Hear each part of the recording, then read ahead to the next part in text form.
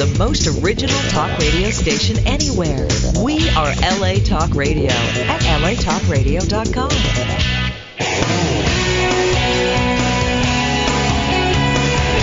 You're listening to Fouché Way with Brandon Fouché, right here on LA Talk Radio.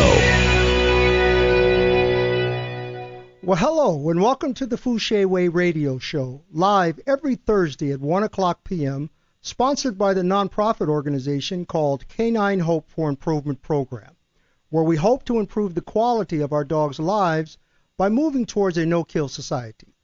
The number here is 818-602-4929.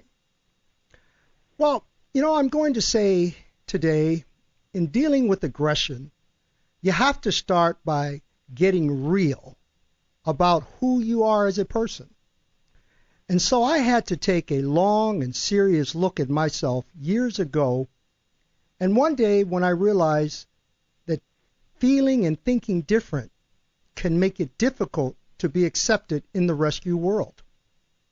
And it ultimately affected and slowed down the process of helping people with their dogs, because I was left with the worst case scenarios, the ones that everyone had given up on. And when I realized that trying to be accepted in a world that would be resistant to me and my beliefs would force me to make a choice, I had to look at my strengths and weaknesses.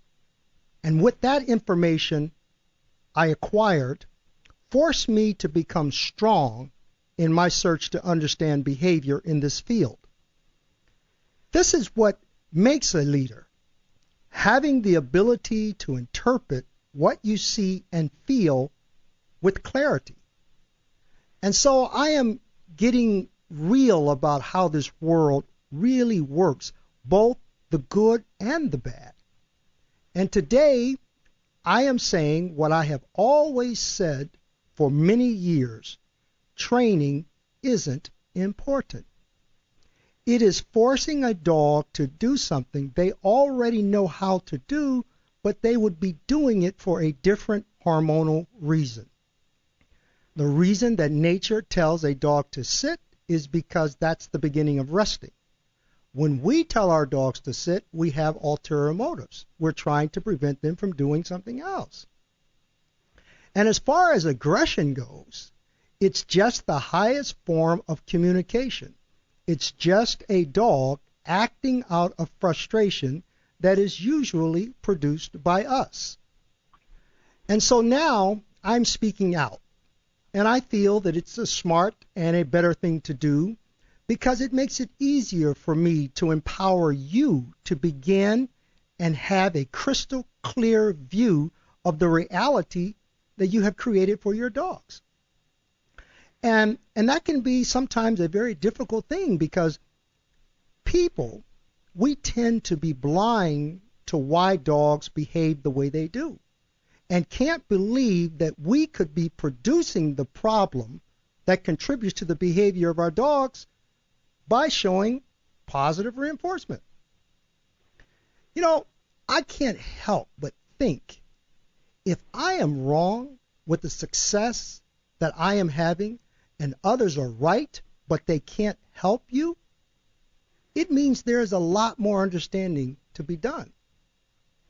And how can we truly solve the problems of dog aggression, or even aggression period, if we won't look at our own aggressive tendencies towards each other? And I'm including me in that. I'm still learning too. I'm just on a different page. And my information comes straight from the source, the dogs, not the depths and pages of any book. I take what the source has shown me, and I compare it to what I hear, and that's how I determine the path that I take. You see, my role in life is not to fight or to argue as a person, but to try to understand things and balance them out. And those of you who are into astrology would probably say, well, that's appropriate for you, Brandon, because you're a Libra, and that's your path in life. And so I want to say that my dogs have taught me this, to become a better person a more patient, a more understanding person, and to look for the balance that will balance out the equation, that will reduce the stress. And this has helped me. And because of that, I can help them. And so it has become a circle of life. And our first caller is a testament to that very thing. And the dog's name is Buddha, and his owner, Malaya. How are you today? I'm good. How are you? Okay. I always ask my listeners to go to our Facebook page to take a look at the dogs that we're featuring there, and then, tune into the show.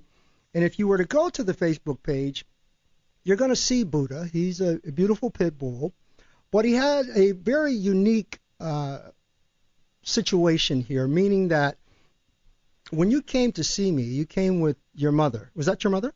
Mm-hmm. Yeah. Okay. And I was very interested in working with you because there are a few things that you said to me that really struck home. And that was that, and your mother works with horses, right? Or she rides horses, or she had horses?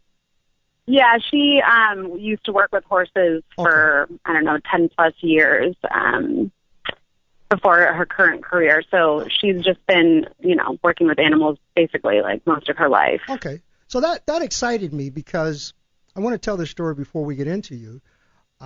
When you came to me and you sat down in my office and I'm talking to you and I was explaining what I do, I think that made your mother very comfortable. But yeah, I was explaining what I do because at the time I was thinking that I was probably not going to take you on as a client because I asked you, were you thinking about giving up your dog to the shelter? And you said, no way, we're not even thinking about doing that.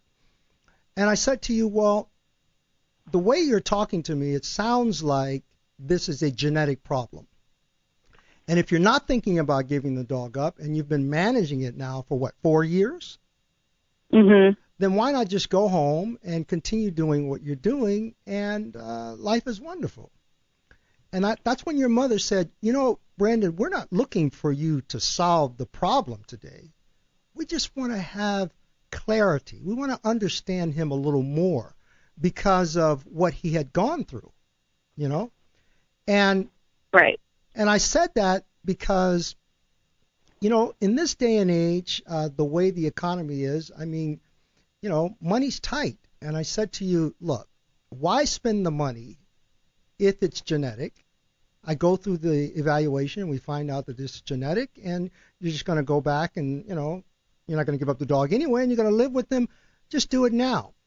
And your mom said, we're not looking for you to solve the problem. We just want to have clarity.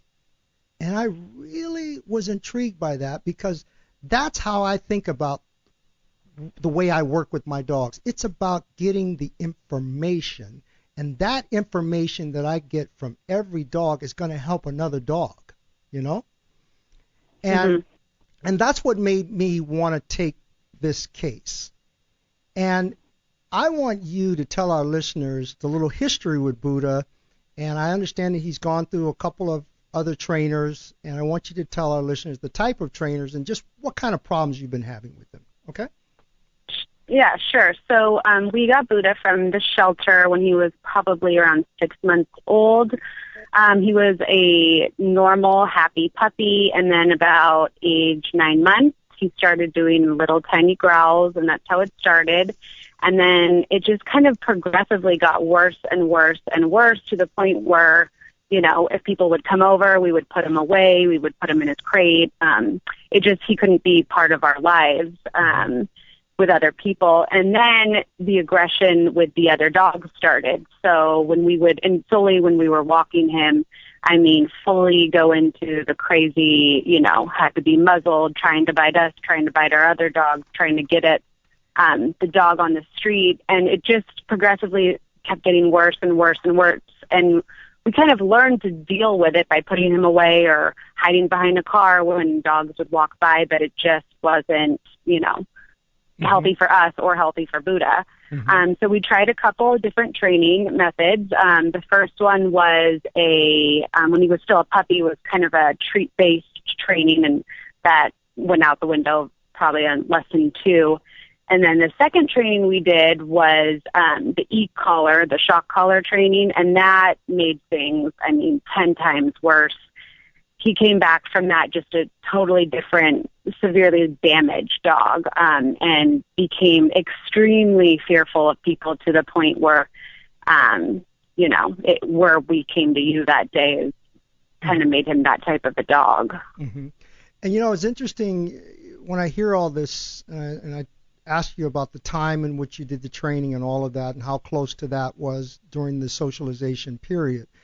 And I said, it's so close, this is probably genetic. This dog is just growling at everybody, and, it just seems like he's a mess, and it kind of makes you feel sorry because you're just trying to help the dog, and then you realize that maybe the things that you did created the problem, Right, exactly. Right. And so, we agreed to take this dog on, and in doing so, when you came back after the evaluation, I found out that this was a learned behavior.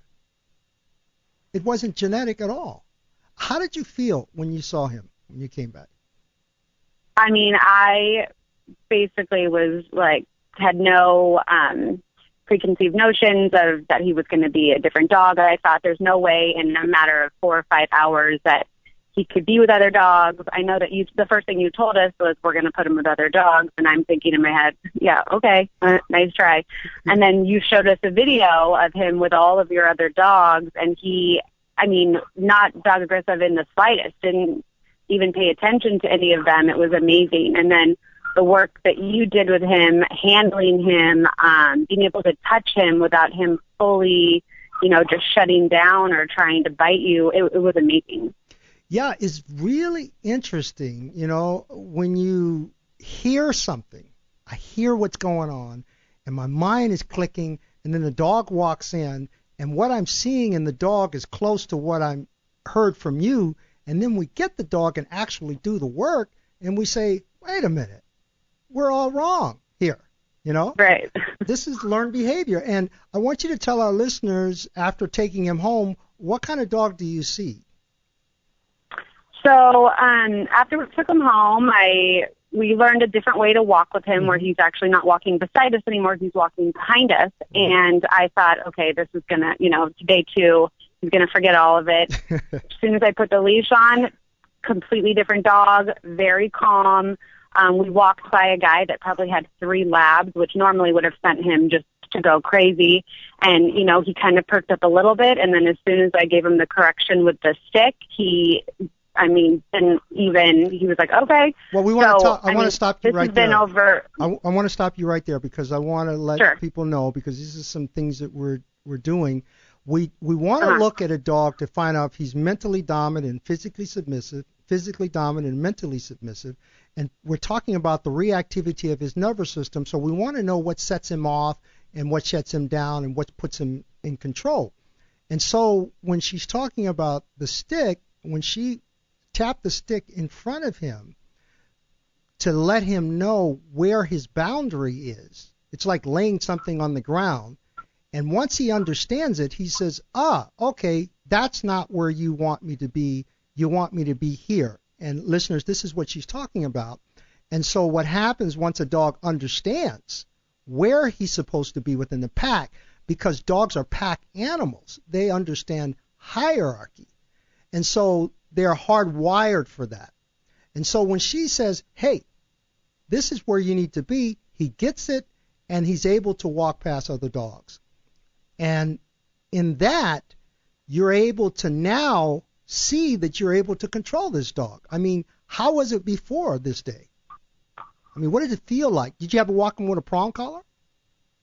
Yeah, we had a prong collar, and we always had to walk him separate, like at least a few feet away from the other dogs that we have, just because he would kind of, go nuts at anything. So it was just like a whole spiel with us having to take him, and we were constantly couldn't even enjoy the walk because we're constantly looking for other dogs and stressing, like, oh my God, there's a dog around the corner, and turning around, and just everything revolved around him. And so now I don't even, like, I used to kind of get sweaty or my heart would start beating really fast, and I don't feel that at all anymore. He's just right next to me, right behind me, and is just not even interested. He's focused on me and the walk, not any of the outside. Now, before he tried to bite you, right? Or bite the leash? Was Yep. that it? He would try, and anything that he was near when he was kind of in that zone of trying to get at the other dog, it wouldn't matter if it was me, one of our other dogs, the leash, he would just go at anything that kind of was next to him in his, in his range of biting. Mm-hmm. And so what would happen at home when you had people come over? When we had people come over, it was more growling and just letting people know, this is my space, stay away. So we'd always tell people, don't look at him, don't talk to him, don't touch him. And we were kind of feeding that. So he knew he had his boundaries. Like, if I growl, everyone's going to stay away from me. It's going to be great. And then after working with you, we started filling that gap like you talked about. So we would muzzle him just for precaution, but I had a girlfriend over the other night, and she actually sat right next to him and had her hands on him, and anytime he growled, she wouldn't move. She just kind of stood her ground, and he's been so much better. And what about your father-in-law? 'Cause he was growling at him too, right? Yeah, my stepdad, he's just he lives, part of the time with my mom and my stepdad, and would growl at him and tolerate him more than, the rest of the public, but still didn't want anything to do with him. And so Louis now is walking him and feeding him, and he hasn't growled once since we brought him back. Okay. And so now, how are you feeling? I'm feeling good. Feeling good? Yeah, I think it's still, there's still work to be done. I still, my goal is to get him to a place where we can walk him on the Strand with other dogs, or we can go to breakfast and have him, outside with us. So we're not there yet, but we've come so far that I totally have confidence that we can get there. Absolutely. And, the interesting thing here, I want to talk about this fear aggression. We talk about dogs being multi-layered, and this is what he is. And I say he's multi-layered because he's confused. A lot of dogs that go through shock collar training, if it's not done properly, if the dog doesn't understand exactly what's happening, they misinterpret the intentions, and then they start learning things in another way, okay? And he's kind of multi-layered because he's got this learned behaviors and genetic behaviors going on all together that happen at such an early age that it's difficult to determine where he is, okay? And usually they will associate we can say the so-called negativity with the person or the type of person. In other words, a male or a female when this was happening. And then your dog can start growling more at males than females. And I think that's kind of what was happening with him, because I think the trainer that was working with him was a male. And so he associated that with that. Okay? So in this case, to help your dog, when we're dealing with a dog that has fear aggression and they bark, when they bark, they are emboldened, and we back away, and fear jumps into us. And so to help him, we have to close the gap. That gap that is created by the dominant or assertive personality of the dog that causes us to back away keeps him in that state of mind. Does that make sense? Yes. Okay. And so to help him on a very quick note, to get the results that I needed to get from the evaluation, I had to close that gap. I had to get next to him. I had to let him know that the reality that was created for him was not real, and that people do exist within that world, I look at a dog in three parts. We have the love and affection part, and that's the part that we contribute to a lot of. And then on the other end of the spectrum, we have the agility, the toys, the games, the excitement. And we talk to that a lot too, with the balls and frisbees and things like that. And then the middle part, which determines how those two parts are going to relate to the world, is where we've never been taught how to look at a dog. You know, what makes an alpha is that middle part, his ability to take care of the pack, to hunt, to figure out problems, and to be compassionate and submissive to those that are weak, to help to promote their strength, to make them confident. That's that middle part I'm talking about. And when some people find that middle part of their dogs, it's usually by accident. We tend to see, oh my gosh, my dog realized that I was having a heart attack and he tried to warn someone. And we start to connect on that level that is basically lives within that middle part that I'm talking about. And then that dog begins to share privileges that we would not have normally invited for him to share. Okay?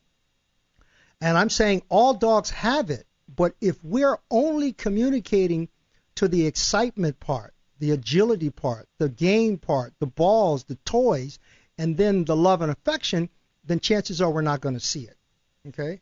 And so when I was looking at Buddha, I was trying to look at that middle part. I wasn't trying to be his friend, and I wasn't trying to show him that, I want to give him a lot of love and affection. I was just existing in the middle with him and leading him and showing him places and handling him, not out of fear, where he would fear for his life, or to show that I was loving him, but just existing within the moment with him, just like another dog. And if you were to watch the videos, if you remember, you saw him existing with those other dogs, and the other dogs just going around him, smelling him, sniffing him, not trying to say I'm your friend, not trying to dominate him, but existing within the moment. Do you remember seeing that? Yeah. That's very powerful because he can accept that, because it allows for him to figure out what it is that he has to do without you actually touching him and directing his mind into any direction. Okay? Right. So he turned out wonderful as far as an evaluation. I like those kinds, the kind that really come in and you see something different. So you should be very happy, and we want to get him back in. We want to get him back in, and I enjoy talking to your mom and your husband, and we want to keep moving forward with him.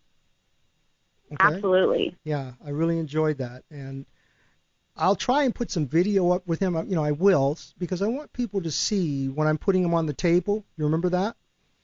Mm-hmm. And how we had to allow for him to complete that climb that actually made him calm down with me. I want to talk more about that. So I want you to keep in touch with me, okay? Of course. Thanks so much, Brandon. You're very welcome. Bye-bye now. Bye. Our next caller is Marilyn. Marilyn, how are you today? Fine, thank you. How are you, Brandon? I'm okay. I wanted to have you on, Marilyn, because you're not a new client. You've been around for a while, right?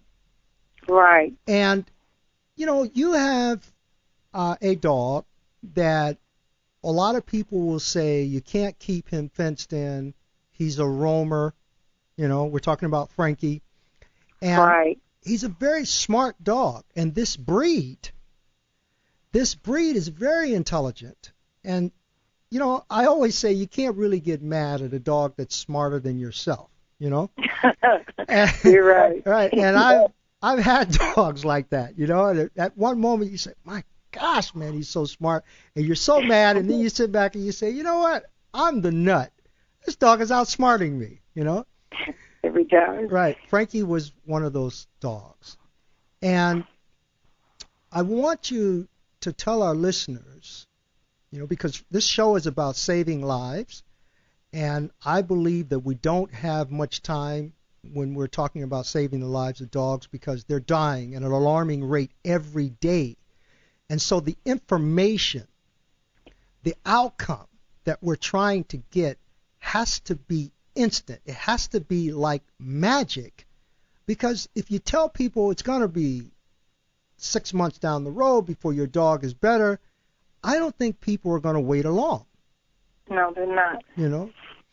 And so with Frankie, I'm going to let you tell the story of how you found me and the problem that you were having with Frankie and how this thing played out for you. Okay? Where did Frankie come from? I received Frankie as a Christmas gift from a friend, and he was 6 months. He was about 6 weeks, about 6 to 8 weeks old. So he was a nice little fluffy. Frankie is a Siberian Husky, but he was just a very small little puppy, and he ran around the house and did things, and he started to bite on things, and I'd stop him. But he grew really fast, very, very fast. By the time I had Frankie 4 to 6 months, Frankie was almost as tall as he is huge, right, about my size, and I'm 4'11", okay? So he got very big. But what had happened is that when he was smaller and I would open the door and let him out in the yard, he would just go out in the yard. But I had a gate to my yard, to my backyard, so he would just play in the backyard. But then I started leaving the gate open because he just would, I figured he would just go to the front, which he would. But what started to happen is that as soon as any door opened, Frankie would take out and run.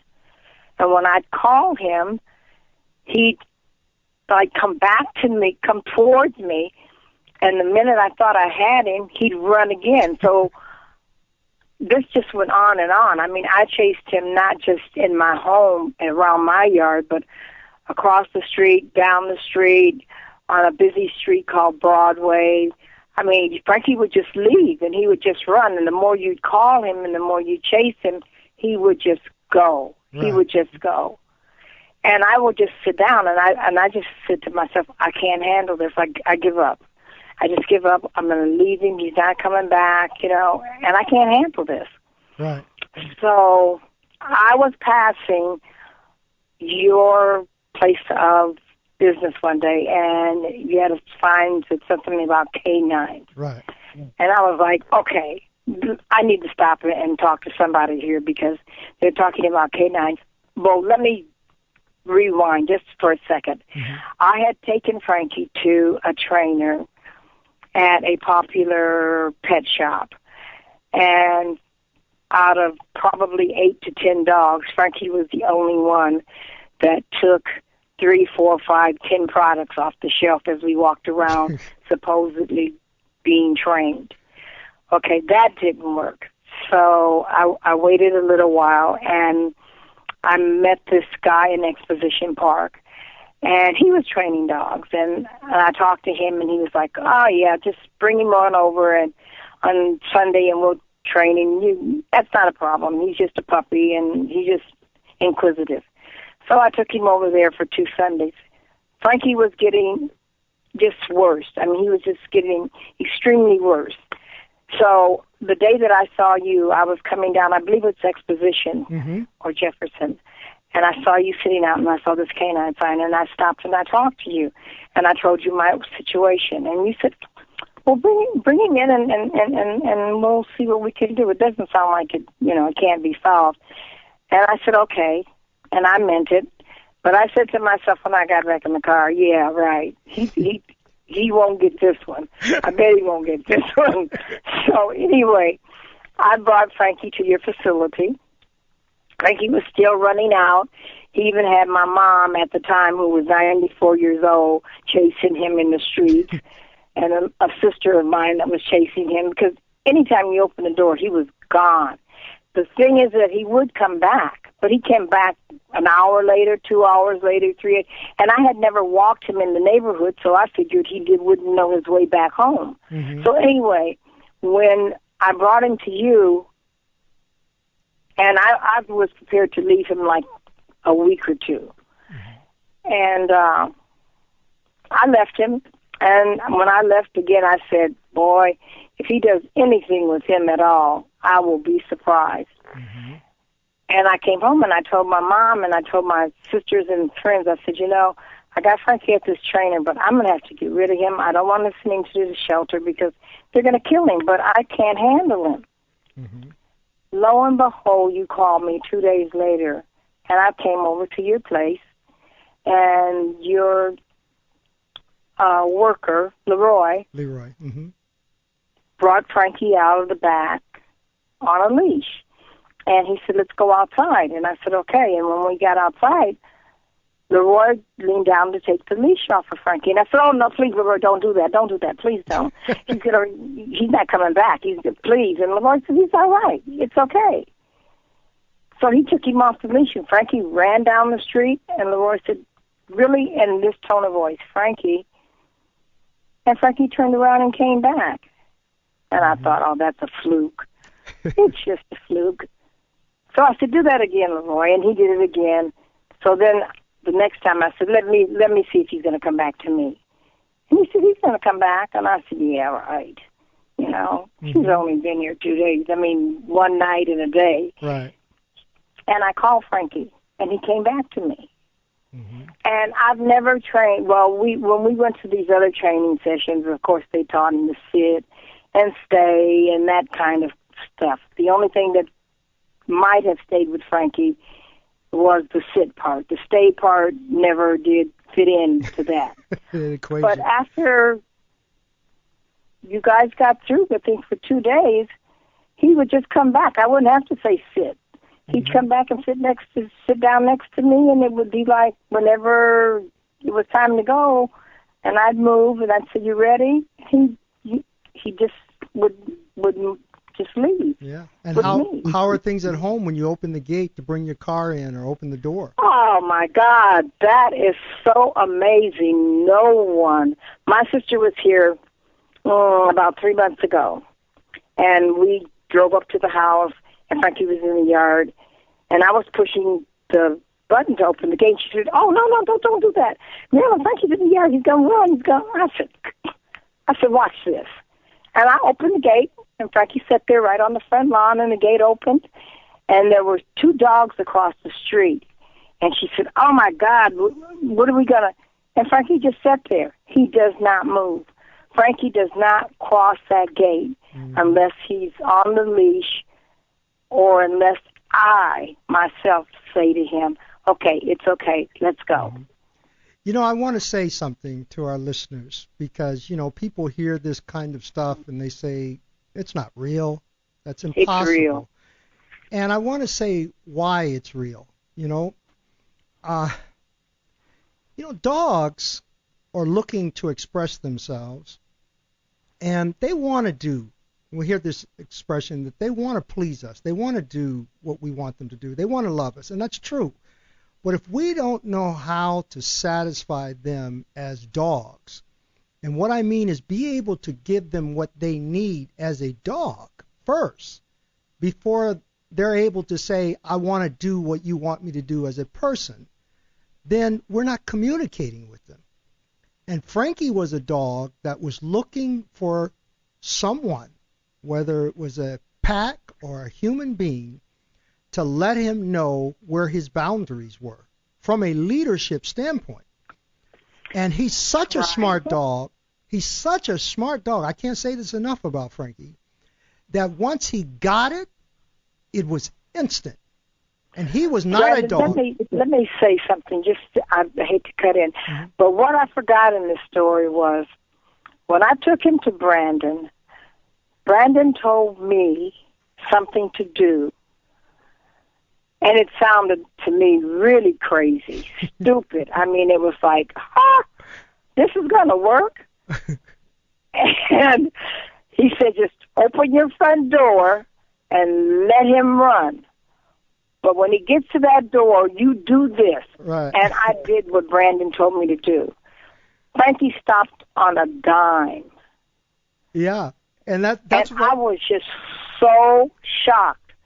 And I'm like Brandon. If they go by signs, then I'm a Gemini. So my personality is one that swish-wash and goes back and forth. And I believe in a lot of things and a lot of things I don't. When I tell you that Brandon Fauché is the best person in the whole Southern California, Northern California person I know with a dog, That's my personal opinion. Oh, Because this dog was ready to go. I just was not going to keep him. If it wasn't for Brandon, I would not have the pleasure of having my dog, Frankie, today. I would not have that pleasure. Thank you, Marilyn. If you can see me, I'm blushing here. But I want to say this to you, and this to the people. When we're talking about dealing with dogs and understanding dogs from a hormonal standpoint, not from a physical control of sit, stay, come, and heel, it's you got to have a paradigm shift to really understand this thing. And what I also want to say is, I have never been to your home. Never. I have never been outside of my place, to help you.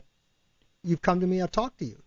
And you're living the life that most people would dream of having their dog, but it's because you got the information and you did exactly as I asked you to do, and you got the results that you never thought that you would get. And that's why I wanted to have you on, because you're not a new client. I've known you now for how long? Frankie will be 4 in October. And you've been living with this philosophy for that period of time, and it's been working. So it works. Yeah. It works. So it just works. It works. And even when I walk Frankie, and he's a big dog. Yeah, he's big. And most people, of course, comment how big he is. But you can see when I'm walking towards him, you can see the fear because he's a big dog. Mm-hmm. But as we pass these people, Frankie does not growl. He does not charge at them. Since I've had Frankie, last year there was one woman was walking on the street. She didn't say anything to us. She was just walking on the street. And I don't know I don't know what happened. And that was the first time that I had seen Frankie just out and out charge at someone. Mm-hmm. And a gentleman that would see us every morning said to me, there must be something wrong with that lady because he never does that. Right. And I said, that's a possibility. Well, we'll have to, we'll look at that in him. This is my first time hearing that, so I'll look at that the next time you bring him. But I want to thank you for coming on, Marilyn, and sharing your journey with Frankie and letting our listeners know that they don't have to give up on their dog. They just have to find a better way of understanding an old problem, Yes, and that's what this show is about. I agree with you. Because Brandon made me understand that, Frankie wasn't Marilyn and Marilyn wasn't Frankie. We just had to get to know each other. That's right. Get that relationship together. All right, Marilyn. Thank you for having me. Thank you very much. And we will see you soon. Okay. Bye-bye. Bye-bye. Our next guest is Nikki. Nikki, how are you today? I'm good, Brandon. How are you? Great. I wanted to have you on, Nikki, because I want to talk about some of the fears and some of the things that might be preventing us from having a very nice relationship with our dog that's not based on stress for us or stress for the dog. And I helped a woman once. She was thinking about giving up her dog. And she says, it's just so much work. It's just so much work. And I said, well, what do you mean? What kind of work are you doing? She says, I'm trying to give him all the exercise that I can give him, and it's just wearing me out. And I just can't do it. And I think I'm going to get rid of him. And I told her, I said, let me tell you something. Exercise is very overrated. It's not the most important thing for a dog. It's not the first thing for a dog. In fact, when you see dogs that are living in the street, you will see them within a 1 or 2 block radius. And the only time that they're running distances is when they first get out. We call them backyard dogs. They take off running, and they run until they get tired because they're afraid, and they're crossing streets, and people are blowing horns and blah, blah, blah. And then they get to a place where they relax, and then that becomes their territory, okay?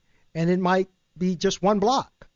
And so when we can get and hand out flyers, in certain areas, pretty soon we'll meet someone and you say, hey, I'm looking for this dog. And they say, oh, he's usually over there laying up under the tree or laying under that truck. Usually around 3 o'clock every time I come home. And the reason for that is dogs are actually not traveling like we think. They're not in Santa Monica today and downtown LA tomorrow and Burbank the next day. They're not going to cross over into occupied territory that belongs to other dogs. That's the purpose of the marking on the blocks and things, They're going to find that territory after they're tired. They're going to rest, and that's going to be their territory. And so they don't do a lot of the exercising that we think. And so just with that alone allowed for her to keep that dog knowing that she didn't have to do all those things. And so by having you on, I want to talk about some of those things or maybe what you might be having because I've never seen any dogs that you have. I just want to have you on because you've called me for information before. So this is the first of this kind of call. Okay? Okay. So what are some of the things that were bothering you with dogs? Is it something aggressive or what? Well, the first thing I called you about was the shepherd that I found on the street. Right. And being concerned about a couple of things. One was I'm used to dogs coming out of shelters that have aggression issues with other dogs, and maybe they've been abandoned, maybe because of behavioral issues at home. But, being used to having a dog-on-dog aggression and watching for that, but I'd never had dealt with a dog that didn't have a pack, didn't have a family, had been surviving alone on the streets. And what concerned me most with him was what did he have to do to adapt that wouldn't have been maybe his nature because he didn't have a pack, survival skills and things like that.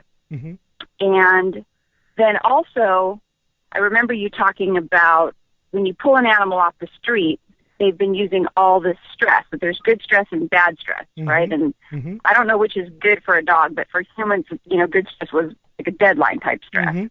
And when you pull them off the street, then that stress is still, the energy of that stress is still wound up in them, and it has to go somewhere. So I was concerned about pulling this dog off the street, even though he's a senior, and all of a sudden this dog doesn't have to hunt, doesn't have to look for food, doesn't have to think about survival.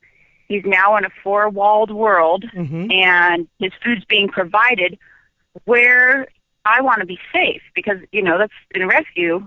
You want to be safe and you want to do right by the animal, and I don't want to fail the animal due to my own lack of information. So that was my biggest concern with him because, as you know, we did have an issue with this dog, and he killed another dog. Okay.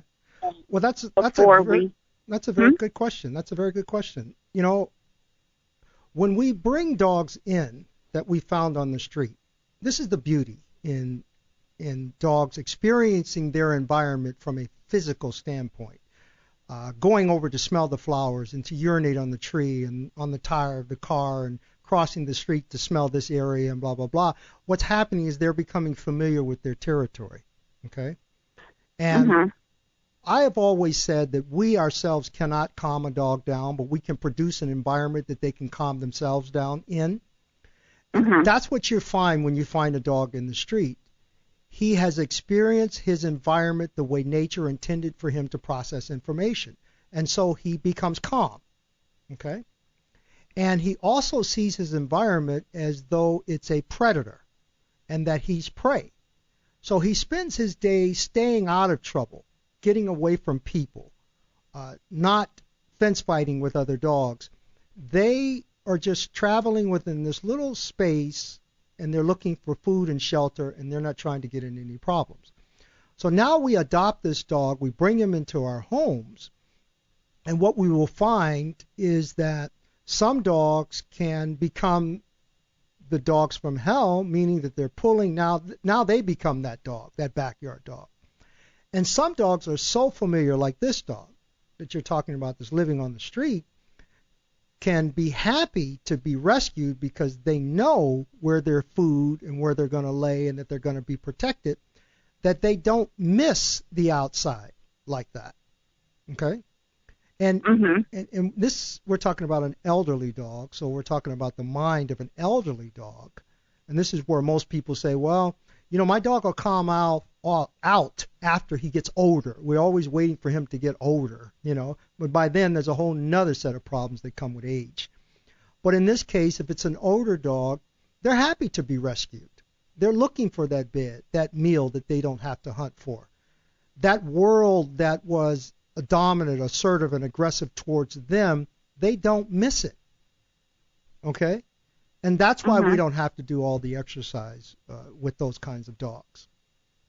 But sometimes you'll get a dog, you find him running in the street, and you capture him, or he got hit and he's under a car. Usually these dogs are not out long enough to actually learn their environment so that it becomes more of a past than a future, Right. And that's why we have this problem.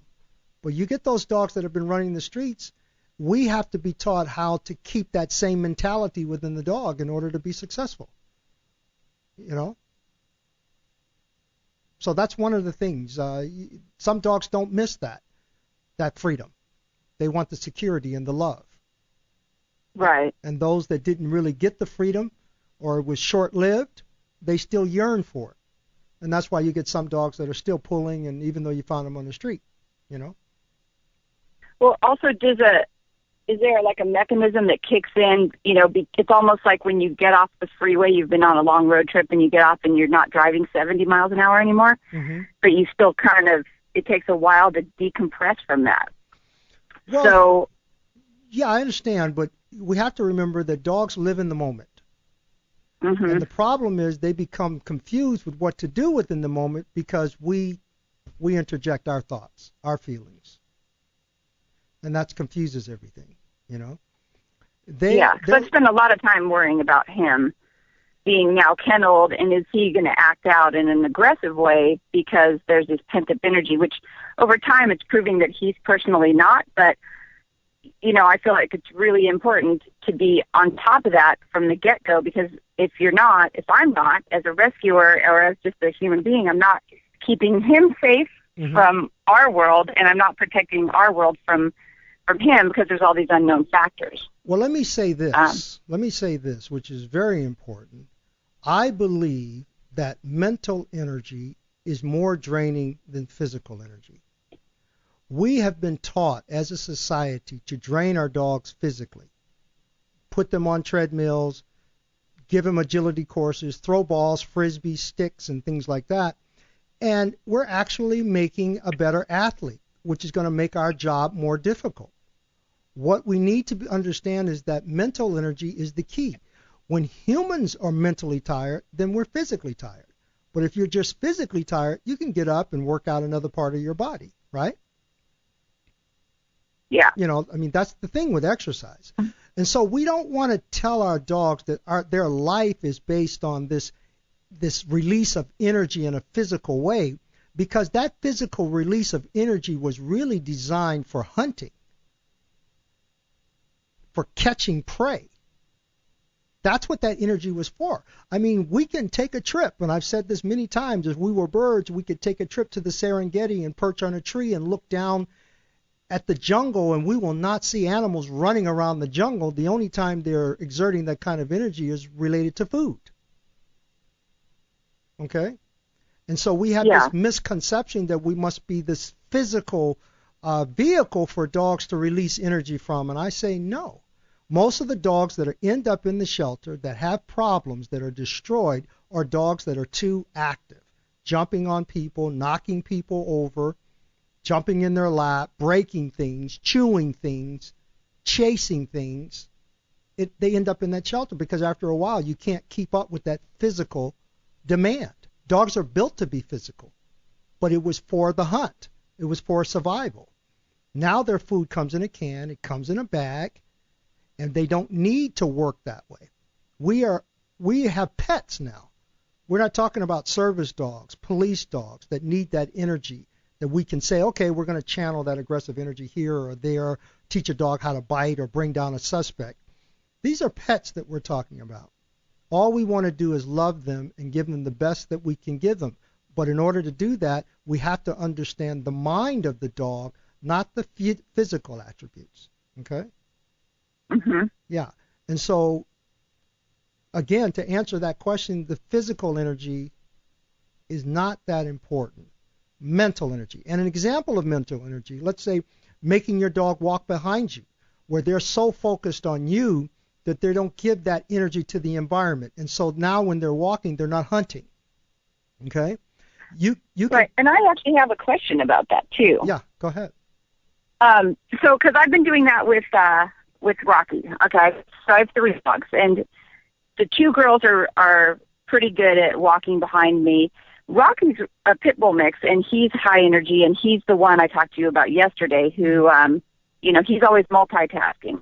Right. And his default is sit. He'll sit, but he's looking at whatever else he's looking at. So he's pretty good at following, at walking behind me, but he still always seems like he's hunting. Right. It's Okay. almost like so I'm not sure. Okay, that's a different thing. He's focused on something else. Let me get right to that first, and our time is out, so I'm definitely going to have you back on, but Rocky needs something else. See, you've been trying to train Rocky, and he's multitasking on you. He's doing what you're asking him to do, but yet he's still focused on the predatory side. So he's not being satisfied mentally so that he can do what you want physically.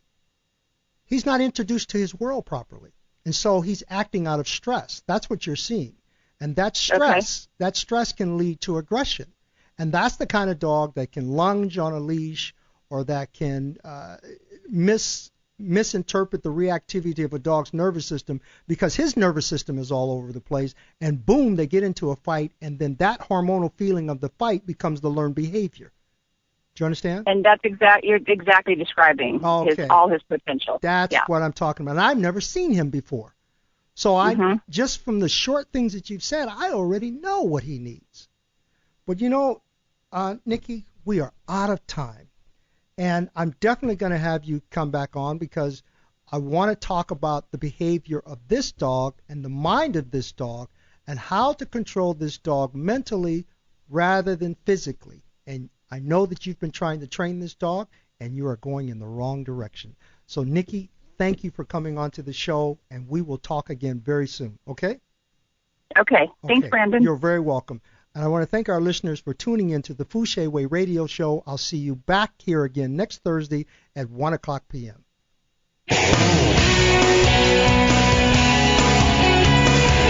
You're listening to Fouché Way with Brandon Fouché, right here on LA Talk Radio.